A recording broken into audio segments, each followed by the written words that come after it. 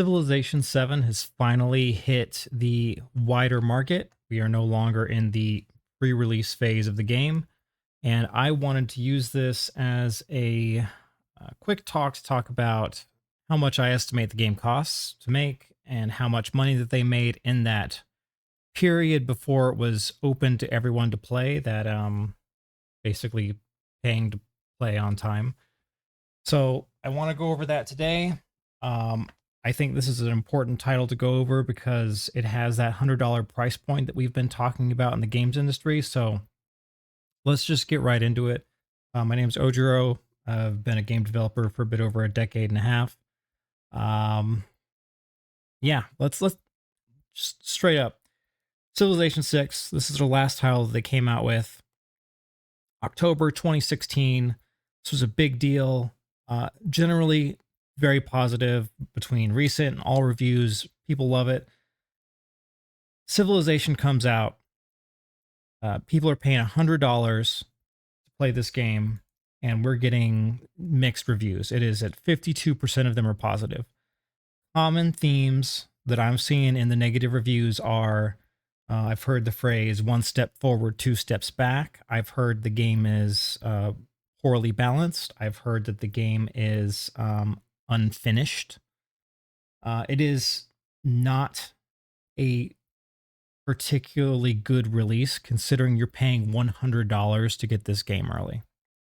So this is made by Firaxis. Firaxis is out in Maryland. Maryland's a pretty high cost of living location. So for the purpose of doing our math, I took the credits of Civilization 7, got a list of the number of people that were working under Firaxis. It was 147 people. And we are going to estimate the average salary, not the average salary, the average cost for each employee will be about $150,000. That includes your salary. It includes your health benefits. It includes hardware, software, and whatever your share of office space is. And office space is generally obscenely expensive. So normally I would throw this into little snippets, but it was a little, it took a little bit longer to get my kid in bed. So what we're going to do, 12,187. Let's look over here. 12,187. All right. So let us take a look down here. Basically, how Firaxis is working right now is very similar to a lot of other. Can I make you bigger? Oh, I can. Excellent. So a lot of bigger studios, they're going to have your game getting released, and at the tail end of that game getting released, you are going to enter a pre-production phase for your next game. The goal is to not have any downtime for any of your employees. Back in ye olden days of game development, it was pretty common to ramp up hiring near the tail end of development, and then once the game came out, you would lay off most of the studio. That got alleviated with DLC, where you could justify to investors to say, hey, we're going to keep this large staff on to work on extra content for our last game while we now move into pre-production. Firaxis seems to be doing a really good job at finishing their last title and having their next title ready to go. In the case of Civ 7, early 2023 is when they marked it as being like full bore onto the game. Doesn't say January. I'm just going to assume for ease of our numbers that it is like they put everyone on in February. That way it is a 24-month development cycle. As far as a AAA title goes, this is pretty good. Like we're used to seeing 100, 200, $400 million going into a game. At 147 people at 150K a pop, that's about $22 million a year in terms of this estimated overhead for the purpose of our math, right? So next up, we're going to use something called the box slider factor or box slider method. So what that is it takes a review and it says this review should be representative of a certain number of sales, right? It's a pretty standard number that you see in a lot of calculators is 24, But if you go on to, there's various online tools that you can use to say, I want to check various factor numbers. It generally ranges from 20 to 60. This is basically how many reviews you would need at like 60. So if you were to recoup those 2 years worth of um, development, if you have 10,502 reviews at 60 sales per review, you're fine. You've made it up. I do want to point out before we go on, this is something that you guys need to, I think is important for everyone to understand as people are talking about moving the price of games up to $100 for the base. So collector's edition for this, there's a higher tier than 100. I'm not going to include that here just to make everything easier. Is $99.99. So, oh, it's under $100. Like, what a steal. And then your standard edition is $70. Steam, PlayStation, Xbox, all of them take 30% of your sales. In the case of the collector's edition, they're going to take $30. In the case of your standard edition, they're taking 21. This is the net like unit cost for every game that they sell. In the case of their standard edition, they're getting $48.99. But in the case of their $100 sale, they are getting a net profit of $69.99, which was the full price of your standard edition. It's significantly more.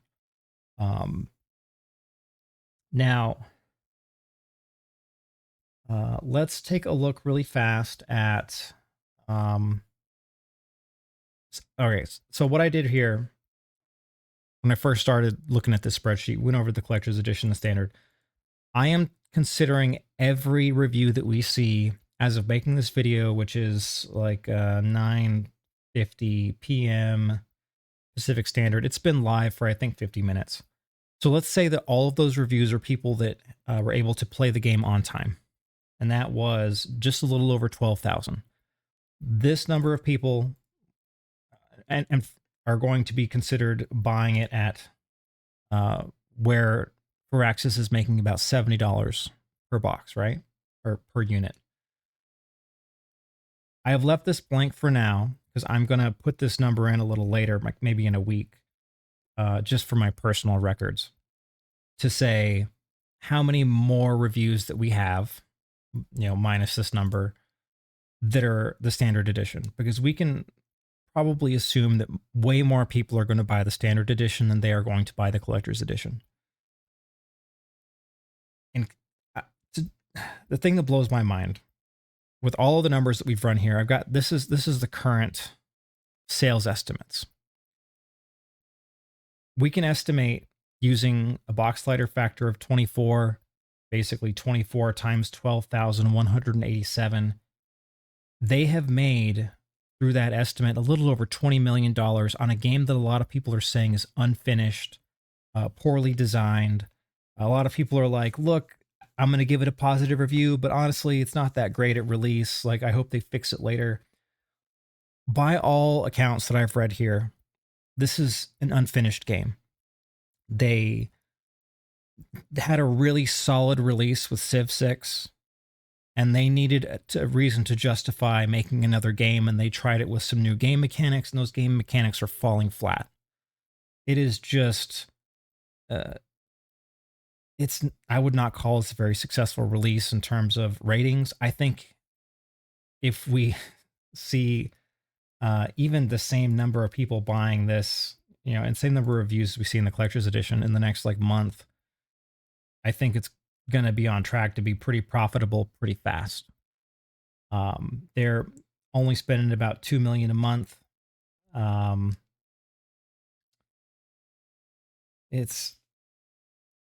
I'm very impressed with the studio in a lot of ways. I'm really impressed with how they've kept their headcount low and how they've kept their cadence of games coming out to be really fast. I think that they have largely failed in terms of being creative for this game. I don't think they've succeeded in what they were trying to do, but they had to do something if they were to justify a new game. And that something is just not very good. I am hoping that Um, as time goes on, they'll fix a lot of this stuff. I'm actually not too sure. If we look at Civ 6, they've got a lot of DLC that has come out, and it is generally that's a leader pass. Okay, this is a standard DLC mixed. Another standard DLC mixed, mixed, mixed, mixed. Is there anything that's positive here?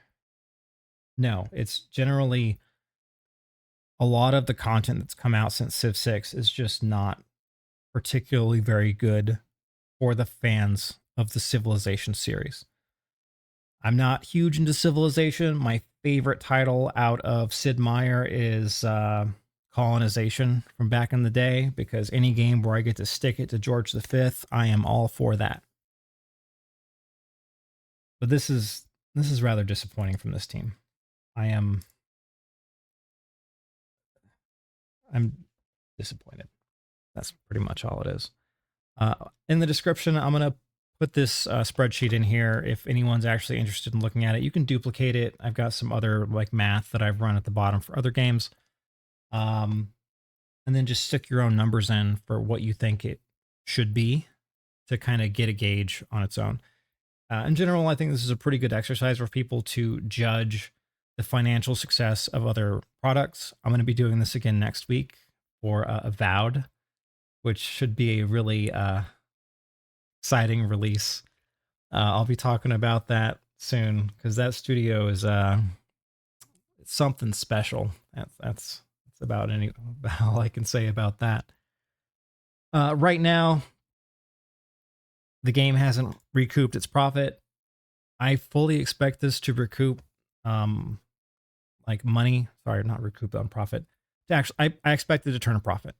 I expect this game to be a financial success, but I am worried for the long-term health of Firaxis. If they aren't able to turn this around, it's going to erode a lot of consumer trust in the company.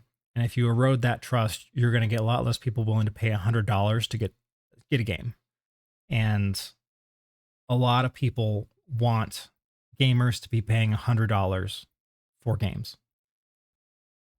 But that's all I got for now. I know it's a little lower production quality for my older stuff. My I used to be up super late getting those done, and I can't stay up too late anymore. Once it hits like midnight, I feel like I'm about to pass out. So we'll leave it at this for now. When I get my stamina back up, we'll make these a little more polished.